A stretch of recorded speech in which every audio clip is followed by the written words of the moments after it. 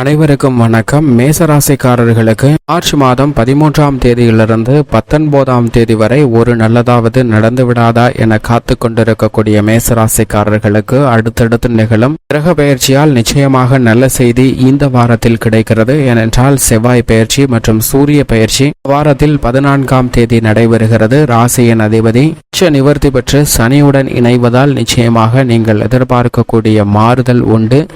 கிரகநிலைகளின் அமைப்பை மார்ச் 13ஆம் தேதியிலிருந்து 19ஆம் தேதி வரை ஆராய்ந்து பார்க்கும் போது ஒரு நல்லதாவது நடந்துவிடாதா என ஏக்கத்தில் காத்து கொண்டிருப்பவர்களுக்கு நிச்சயமாக அடுத்தடுத்து நிகழும் கிரக பயிற்சியால் நல்ல செய்தி நிச்சயமாக உண்டு என்று சொல்லக்கூடிய வகையில் கிரகநிலைகளின் அமைப்பு எப்படி உள்ளது என்று ஆராய்ந்து பார்க்கும் போது இந்த மார்ச் மாதம் 13ஆம் தேதியிலிருந்து 19ஆம் தேதி வரை கிரகநிலைகளின் அமைப்பில் மிகவும் வலுவாக ஆட்சி பலம் பெற்று சஞ்சரிக்கக்கூடிய நடுநிலை தவறாத நீதி தவறாத நியாயஸ்தராக செயல்படக்கூடிய சனியுடன் கும்பராசியில் அவரது நட்பு கிரகமாக இருக்கக்கூடிய சுக்கிரனும் சனிக்கு பகை கிரகமாக இருக்கக்கூடிய செவ்வாயும் இணைந்து சஞ்சரிப்பது நிச்சயமாக ஒரு நல்லதாவது நடந்து விடாதா என எதிர்பார்த்து காத்து கொண்டிருப்பவர்களுக்கு மாறுதலை ஏற்படுத்தி கொடுக்கக்கூடிய ஒரு கிரக சஞ்சார அமைப்பாக இந்த 3 கிரகநிலைகள் கும்பராசியில் வலுவாக சஞ்சரிக்கக்கூடிய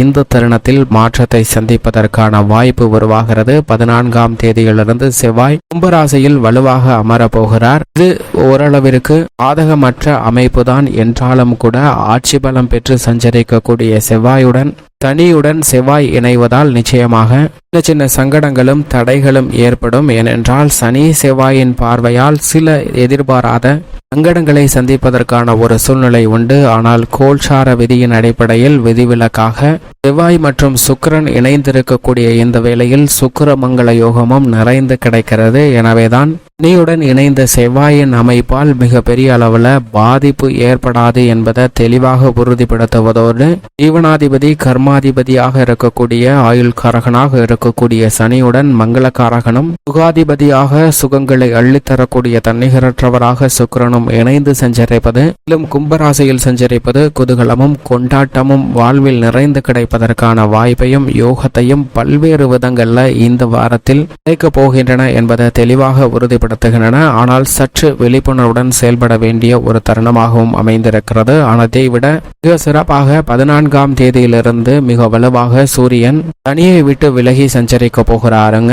இதுவும் மிக பெரிய அளவில் வரவேற்கத்தக்க ஒரு கிரக மாறுதலாக பார்க்கப்படுகிறது. தனது நட்பு கிரகமாக இருக்கக்கூடிய குருவின் ஆட்சி வீடான மீன ராசியில் வலுவாக அமர போகிறாருங்க. அங்கு ஏற்கனவே ராகு மற்றும் வக்ரகதியில் செய்வதற்கு முன் நீட்சம் பெற்று புதன் சஞ்சரிக்கிறாருங்க. இந்த கிரக நிலைகளுடன் சூரியன் இணையக்கூடிய இந்த தருணம் என்பது புத ஆதித்ய யோகத்தை மிக வலுவாக ஏற்படுத்தி கொடுக்க போகிறது.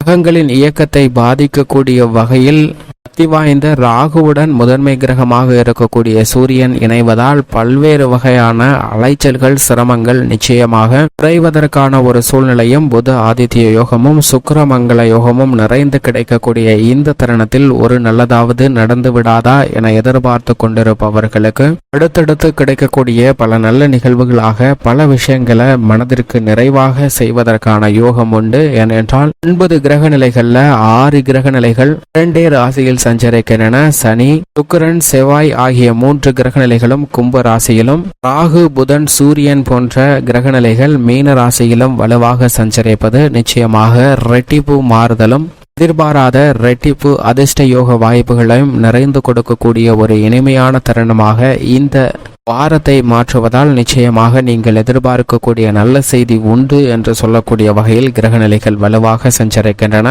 குரு தனது நட்பு கிரகமாக இருக்கக்கூடிய செவ்வாயின் ஆட்சி வீடான மேச ராசியில் மிகவும் வலுவாக சஞ்சரிக்கிறாருங்க. குரு மிக சிறப்பாக சஞ்சரிப்பது நிச்சயமாக பல்வேறு வகையான தடைகளை விளக்கக்கூடிய ஒரு சிறந்த அமைப்பாக பார்க்கப்படுகிறது. பல்வேறு வகையான பாதிப்புகள் விலகுவதோடு மட்டுமல்லாது நீங்கள் எதிர்பார்க்கக்கூடிய சுப நிகழ்வுகள் உள்ளிட்ட அனைத்து விதமான பணிகளையும் கனக்கச்சிதமாக முடித்து கொடுப்பாருங்க. குடும்பத்திற்கென நேரம் ஒதுக்க முடியவில்லையே என்று வருத்தப்பட்ட சூழ்நிலையில் நிச்சயமாக மாறுதலை சந்திப்பதற்கான வாய்ப்பு உருவாகிறது. திட்டமிட்டபடி பல பணிகளை மிக சிறப்பாக செய்வதற்கான யோகத்தை குரு உறுதிப்படுத்தி கொடுக்கிறாருங்க. மோட்சக்காரகரான கேது அவரது சமபலம் பொருந்திய புதனின் ஆட்சி வீடான கன்னிராசியில் அமர்ந்திருப்பதால் எதிர்மறையான சிந்தனைகள், கருத்துகள் போன்றவை மனதில் ஏற்படாமலும் பெரிய அளவிற்கு எதிர்மறையான சிந்தனைகளை மனதில் கொள்ளாமல் அனைத்து விதமான பணிகளையும் நேர்முறையான வழியில் சிந்தித்து எதிர்பாராத முன்னேற்றத்தை பெறுவதற்கான நல்ல பல வாய்ப்புகளையும் சந்தர்ப்பங்களையும் ஏற்படுத்தி கொடுக்கிறார்.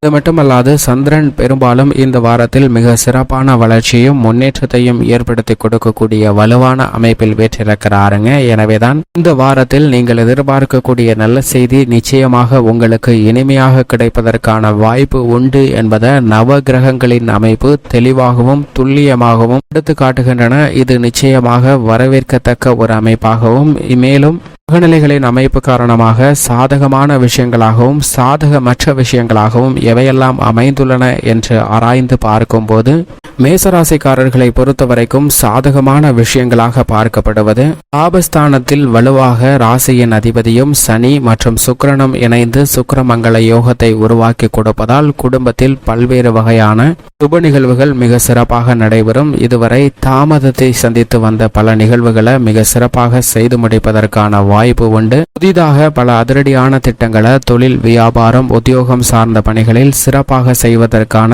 யோகம் நிறைந்த ஒரு தருணமாகவும் கடன் சார்ந்த சூழ்நிலைகள் விலகக்கூடிய ஒரு தருணமாகவும் எடுத்த காரியத்தில் வெற்றி கிட்டக்கூடிய யோகமும் நிறைந்து கிடைக்கிறது என்பதை தெளிவாக உறுதிப்படுத்துகின்றன. பூர்ணரோக சத்ருஸ்தானமாகிய 6ஆம் இடத்தில் மிக வலுவாக கேது சஞ்சரிப்பது நிச்சயமாக நீங்கள் எதிர்பார்க்கக்கூடிய எதிர்பார்ப்புகள் பூர்த்தியாகக்கூடிய யோகத்தை உருவாக்கி கொடுக்கிறது. அது மட்டுமல்லாது உற்சாகத்தை மேம்படுத்தக்கூடிய வகையில் நல்ல பல மாற்றங்களும் உங்களது திறமை வெளிக்கொணரக்கூடிய அளவிற்கு கலைத்துறை மற்றும் அரசியல் சார்ந்த பணிகளில் மிக சிறப்பான மாறுதல்களை சந்திப்பதற்கான யோகம் நிச்சயமாக இந்த தருணத்தில் கிடைக்கிறது. நம்பிக்கைக்குரிய பல அற்புதமான முன்னேற்ற வாய்ப்புகளை இந்த தருணத்தில் பெறலாங்க. நீங்கள் எதிர்பார்த்தபடியே நிம்மதியும் மனநிறைவும் கிடைப்பதால் நிம்மதியாக உறங்கக்கூடிய யோகம் இந்த வாரத்தில் நிச்சயமாக கிடைக்கிறது. பல சிரமங்களை விலக்கி நீங்கள் எதிர்பார்க்கக்கூடிய நல்ல செய்தி நிச்சயமாக கிடைக்கக்கூடிய ஒரு தருணமாக அமைகிறது என்பதை தெளிவாக பல கிரகநிலைகள் உறுதிப்படுத்துகின்றன. விரயஸ்தானம் என்றாலும் கூட ராகு, புதன், சூரியன் போன்ற கிரகநிலைகள் சஞ்சரித்தாலும் கூட இந்த தருணத்தில் நிம்மதி அதிகரிப்பதற்கான ஒரு சூழ்நிலை உண்டு. ஆனால் அதே சமயம் சாதகமற்ற அமைப்பாக பார்க்கப்படுவது ஜென்ம ராசியில் குரு சஞ்சரிப்பதும் விரயஸ்தானத்தில் 3 கிரகநிலைகள் சஞ்சரிப்பதும்.